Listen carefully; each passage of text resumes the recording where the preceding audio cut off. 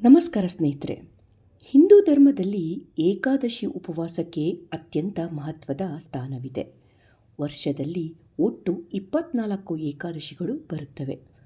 ಆದರೆ ಈ ಎಲ್ಲ 24 ಏಕಾದಶಿಗಳ ಉಪವಾಸದ ಫಲವನ್ನು ಕೇವಲ ಒಂದೇ ಒಂದು ಉಪವಾಸದಿಂದ ಪಡೆಯಬಹುದು ಎಂದರೆ ನೀವು ನಂಬುತ್ತೀರಾ? ಹೌದು, ಅದೇ ವರ್ಷದ ಅತ್ಯಂತ ಶ್ರೇಷ್ಠ ಮತ್ತು ಕಠಿಣವಾದಂತಹ ನಿರ್ಜಲ ಏಕಾದಶಿ. ಈ ವರ್ಷದ ನಿರ್ಜಲ ಏಕಾದಶಿ ಯಾವಾಗ ಬಂದಿದೆ? ಇದರ ಶುಭ ಮುಹೂರ್ತ ಯಾವುದು? ಈ ದಿನ ನೀರು ಕುಡಿಯದೆ ಉಪವಾಸ ಮಾಡುವುದು ಹೇಗೆ? ಪೂಜಾ ವಿಧಾನ, ಮಂತ್ರಗಳು, ದಾನದ ನಿಯಮಗಳೇನು? ಇವೆಲ್ಲದರ ಸಂಪೂರ್ಣ ಮಾಹಿತಿ ಇಂದಿನ ವಿಡಿಯೋದಲ್ಲಿದೆ. ವಿಡಿಯೋವನ್ನು ಎಲ್ಲೂ ಸ್ಕಿಪ್ ಮಾಡದೆ ಕೊನೆವರೆಗೂ ನೋಡಿ. ನಮ್ಮ ಚಾನಲ್ಗೆ ಇನ್ನೂ ಸಬ್ಸ್ಕ್ರೈಬ್ ಆಗಿಲ್ಲ ಅಂದರೆ ಈಗಲೇ ಸಬ್ಸ್ಕ್ರೈಬ್ ಆಗಿ. ಈ ಒಂದು ನಿರ್ಜಲ ಏಕಾದಶಿನ ಭೀಮಸೇನ ಏಕಾದಶಿ, ಪಾಂಡವ ಏಕಾದಶಿ ಅಂತಲೂ ಕೂಡ ಕರೀತಾರೆ. ಸ್ನೇಹಿತರೆ, ಕ್ಯಾಲೆಂಡರ್ ಪ್ರಕಾರ ಜ್ಯೇಷ್ಠ ಮಾಸದ ಶುಕ್ಲ ಪಕ್ಷದ ಏಕಾದಶಿ ತಿಥಿಯು ಜೂನ್ 24ರ ಬುಧವಾರ ಸಂಜೆ 6:13ಕ್ಕೆ ಪ್ರಾರಂಭ ಆಗ್ತಾ ಇದೆ ಈ ಒಂದು ಏಕಾದಶಿ. ಮತ್ತು ಈ ಏಕಾದಶಿ ತಿಥಿಯು ಜೂನ್ 25ರ ಗುರುವಾರ ರಾತ್ರಿ 8:10ಕ್ಕೆ ಮುಕ್ತಾಯವಾಗ್ತಾ ಇದೆ. ನಮ್ಮ ಸನಾತನ ಧರ್ಮದಲ್ಲಿ ಉದಯ ತಿಥಿ ಅಂದರೆ ಸೂರ್ಯೋದಯದ ಸಮಯದಲ್ಲಿ ಇರುವಂತಹ ತಿಥಿಗೆ ಹೆಚ್ಚಿನ ಮಹತ್ವವಿದೆ. ಆದ್ದರಿಂದ ಉದಯ ತಿಥಿಯ ಲೆಕ್ಕಾಚಾರದ ಪ್ರಕಾರ ನಿರ್ಜಲ ಏಕಾದಶಿ ಉಪವಾಸವನ್ನು ಜೂನ್ 25ರ ಗುರುವಾರದಂದು ಆಚರಿಸಲಾಗುತ್ತದೆ.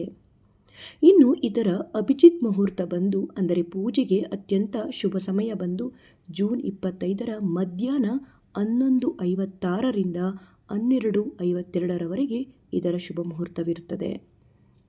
ಉಪವಾಸವನ್ನು ಮುರಿಯುವಂಥ ಸಮಯ ಅಂದರೆ ಪಾರಾಯಣದ ಮುಹೂರ್ತ ಬಂದು ಜೂನ್ 26ರ ಶುಕ್ರವಾರ ಬೆಳಿಗ್ಗೆ 5:25ರಿಂದ 8:13ರವರೆಗೆ ಇರುತ್ತದೆ. ಈಗ ಈ ಏಕಾದಶಿಯ ಮಹತ್ವ ಮತ್ತು ಇದರ ಆಸಕ್ತಿದಾಯಕ ಕಥೆಯನ್ನು ತಿಳಿಯೋಣ. ಪದ್ಮ ಪುರಾಣದ ಪ್ರಕಾರ 5 ಪಾಂಡವರಲ್ಲಿ ಒಬ್ಬನಾದಂತಹ ಭೀಮಸೇನನಿಗೆ ಅತಿಯಾದ ಹಸಿವಾಗುತ್ತಿತ್ತು. ಆತನ ಹೊಟ್ಟೆಯಲ್ಲಿ ವೃಕ ಎಂಬ ಜಠರಾಗ್ನಿ ಬೆಂಕಿ ನಿರಂತರವಾಗಿ ಉರಿಯುತ್ತಿತ್ತು. ಇದರಿಂದಾಗಿ ಆತನಿಗೆ ಯಾವುದೇ ಉಪವಾಸ ಮಾಡಲು ಸಾಧ್ಯವಾಗುತ್ತಿರಲಿಲ್ಲ.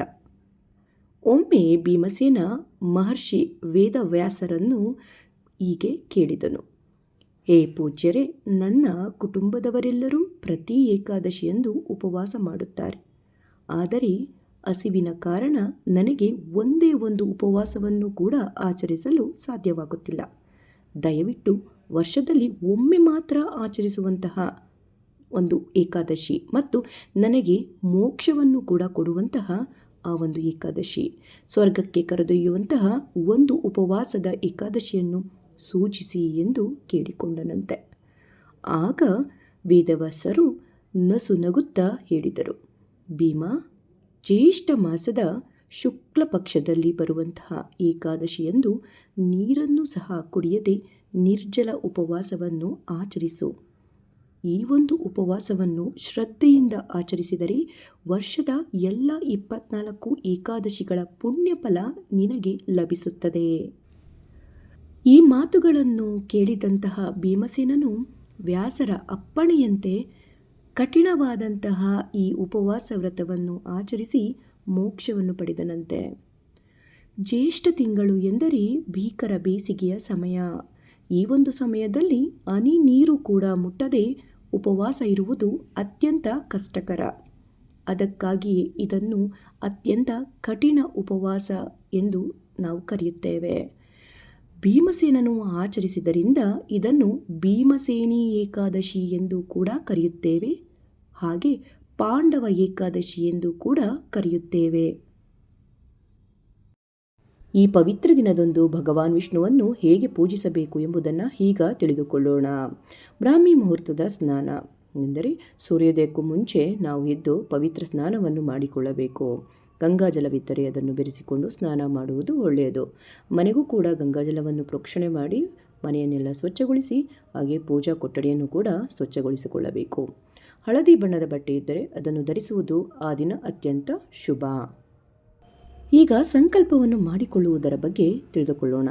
ದೇವರ ಮನೆಯಲ್ಲಿ ಕೈಯಲ್ಲಿ ಸ್ವಲ್ಪ ನೀರು, ಅಕ್ಷತೆ, ಹೂವನ್ನು ಹಿಡಿದುಕೊಂಡು, ಇಂದು ನಾನು ನಿರ್ಜಲ ಏಕಾದಶಿ ಉಪವಾಸವನ್ನು ಶ್ರದ್ಧೆಯಿಂದ ಮಾಡುತ್ತೇನೆ ಎಂದು ದೇವರಲ್ಲಿ ಸಂಕಲ್ಪ ಮಾಡಿಕೊಳ್ಳಿ. ಇದಕ್ಕೆ ನಿಮ್ಮ ಆಶೀರ್ವಾದ ಬೇಕು ಎಂದು ಕೇಳಿಕೊಳ್ಳುತ್ತಾ ನಿಮ್ಮ ಇಷ್ಟಾರ್ಥಗಳನ್ನೆಲ್ಲ ಮನಸ್ಸಿನಲ್ಲಿ ತಂದುಕೊಂಡು, ಅದಕ್ಕಿಂತ ಮುಂಚೆ ದೇವರೇ, ನಿಮಗೆಲ್ಲ ಗೊತ್ತಿದೆ ನಾನು ಯಾವ ಕಷ್ಟದಲ್ಲಿದ್ದೇನೆ, ಯಾವ ಒಂದು ದಾರಿ ನನಗೆ ಕಾಣುತ್ತಿಲ್ಲ ಎಂಬುದನ್ನು ಕೇಳಿಕೊಂಡು ಅದನ್ನು ಮನಸ್ಸಿಗೆ ತಂದುಕೊಂಡು ಸಂಕಲ್ಪ ಮಾಡಿಕೊಳ್ಳಿ.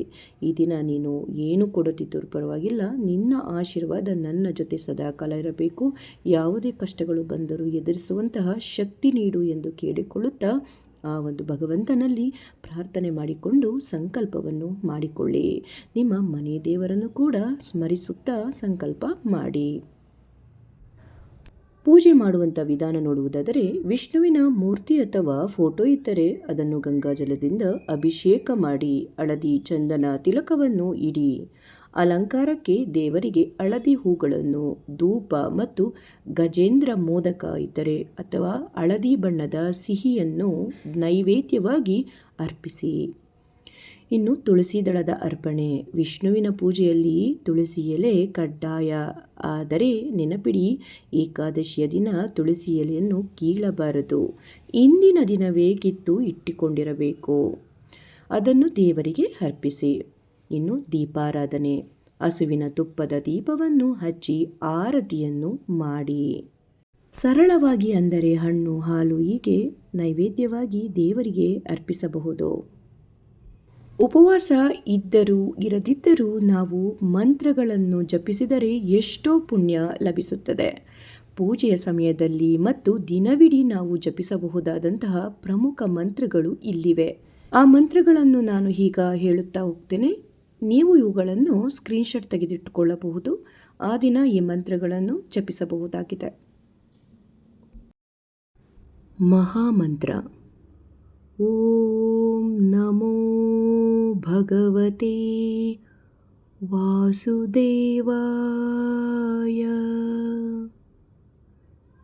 ವಿಷ್ಣು ಗಾಯತ್ರಿ ಮಂತ್ರ.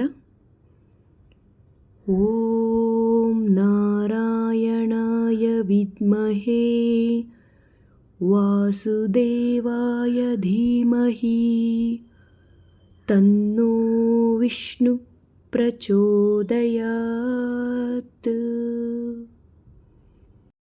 ಈಗ ಕೊನೆಯದಾಗಿ ಭಗವಾನ್ ವಿಷ್ಣುವಿನ ಅತ್ಯಂತ ಪವಿತ್ರವಾದಂಥ ಶಾಂತಾಕಾರಂ ಶ್ಲೋಕದ ಪೂರ್ಣ ಸಾಲುಗಳನ್ನು ಈಗ, ಅಂದರೆ 4 ಸಾಲುಗಳನ್ನು ಕೇಳೋಣ.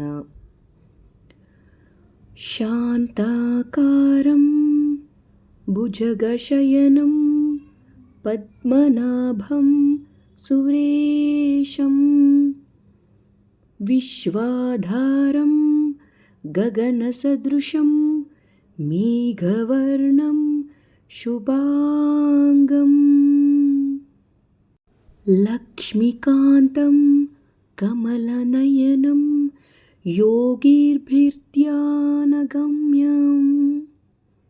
ವಂದೇ ವಿಷ್ಣುಂ ಭವಭಯಹರಂ ಸರ್ವಲೋಕೈಕನಾಥಂ.